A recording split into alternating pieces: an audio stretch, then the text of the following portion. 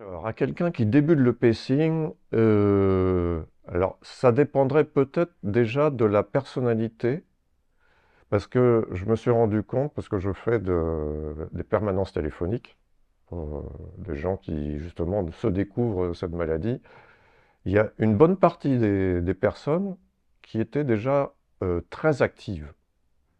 Et alors pour les personnes qui sont très actives de nature, là c'est très difficile. Et c'est vrai et elles me disent, et moi-même je l'ai été, hein, une période, elles me disent ça va être très difficile de faire du pacing. Et pour ces personnes-là, je leur dis, ben, écoutez, comme vous êtes très active, et vous avez besoin d'objectifs, ben, vous allez remplir vos objectifs avec la pratique du pacing. C'est-à-dire que dans le livret pacing, par exemple, il y a comment on appelle ça, des diagrammes hebdomadaires hein, pour remplir enfin, les activités des 7 jours de la semaine. On peut revenir dessus après pour faire le bilan.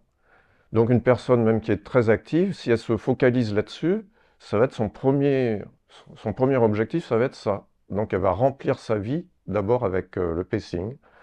Et du coup, en se focalisant là-dessus, bah, le reste va suivre. Parce que du coup, elle va s'observer, s'analyser, et du coup, elle va faire des progrès plus rapides dans ce sens-là. Pour les autres, bah, je dirais qu'il faut juste savoir s'observer, savoir combien de temps enfin, on peut durer dans telle activité, quoi.